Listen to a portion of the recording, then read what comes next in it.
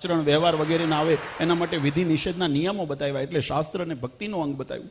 અને છેલ્લે આશ્રયનું અંગ, એટલે માટે મહારાજે ધર્મકુળ આચાર્ય પદની સ્થાપના કરી. અને એટલું જ નહીં, રઘુવીરજી મહારાજ અને અયોધ્યા પ્રસાદજી મહારાજશ્રીની સ્થાપના કરી. મહારાજ કીધું એતદ્યોશ એતદ્વંશાનામ કરિષ્યંતિ આશ્રયમ તાન કૃષ્ણ ભગવાન દેહાંતે ધામ દેહાંતે નિશ્ચિકમ સ્વકમ.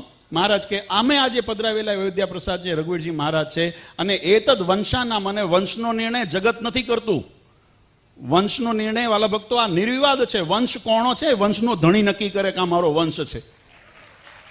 જગત ભેગું થઈને કે આનો વંશમાં આને ગણીએ છે, તો એવું ન ચાલે. ચાલે એવું? તમારા કુળમાં એવું થાય છે?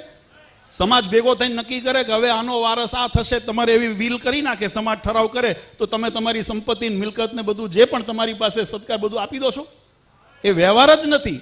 એ સમાજનો વ્યવહાર નથી, ધર્મનો વ્યવહાર નથી. મહારાજે કીધું એતદ્યો એતદ, એમના વંશમાં અને સત્સંગી જીવન આદિ ગ્રંથની અંદર બહુ વિસ્તારથી વર્ણન કર્યું છે કે કેવી રીતે આ પરંપરા ચાલશે, કેવી રીતે આ વંશવેની ચાલશે. અને એ પેઢીની અંદર જેમ ભગવાન સ્વામિનારાયણે અને પ્રબોધની એકાદશીનો દિવસ તમે કીધું એમ ત્રિવેણી સંગમ યુક્ત એ પણ દિવસ છે. ભગવાને મહાદીક્ષા ગ્રહણ કરી પ્રબોધની એકાદશીએ. ભગવાન સ્વયંનો પટ્ટાભિષેક જેતપુરની અંદર થયો ઉનળ રાજાના દરબારની અંદર, એ પણ પ્રબોધની એકાદશી. અને મહારાજે જ્યારે આચાર્ય પદની સ્થાપના કરી એ પણ એ જ સ્થાનની અંદર હતું, એટલે મહારાજે એને પણ પ્રબોધની એકાદશીનો દિવસ પસંદ કર્યો. અને એ એકાદશીના અને ત્યારથી મહારાજે જે પરંપરા કરી, એ પરંપરાની અંદર આપણે ગૌરવવંતી લક્ષ્મીનારાયણ દેવ વડતાલ ગાદીની અંદર આચાર્ય પરંપરાની અંદર આચાર્ય શ્રી રઘુવીરજી મહારાજ, આચાર્ય શ્રી ભગવત પ્રસાદજી મહારાજ, આચાર્ય શ્રી વિહારીલાલજી મહારાજ, આચાર્ય શ્રી શ્રીપતિ પ્રસાદજી મહારાજ, આચાર્ય શ્રી આનંદ પ્રસાદજી મહારાજ, આચાર્ય શ્રી નરેન્દ્ર પ્રસાદજી મહારાજ અને વિદ્યમાન આચાર્ય શ્રી અજેન્દ્ર પ્રસાદજી મહારાજ આપણા ઉપર શિરછત્ર બનીને બેઠા છે.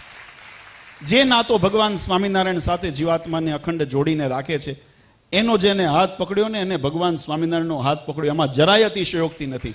જેને એનો તિરસ્કાર કર્યો ને એને ભગવાન સ્વામિનારાયણનો તિરસ્કાર કર્યો. આ વાત સ્વયં પુરુષોત્તમ પ્રકાશ આદિ ગ્રંથની અંદર કર્યું છે. જેને એનું કર્યું સન્માન રે, એને અમારું કર્યું નિદાન રે, જેને એનો કર્યો દ્રોહ એને અમારો. આ બધું વાસ્તુ. અને મેં કીધું એમ ગવાય તો ઘણું છે. આ ઉત્સવ છે ને બધા પ્રકારના ભક્તો કરવાના છે. આપણે કરીએ છીએ ને, પણ આપણે હૃદયથી કરીએ છીએ, કારણ કે આપણે એનું અનુસરણ કરીએ છીએ. એટલે આપણા માટે આ સાર્થક ઉત્સવ છે.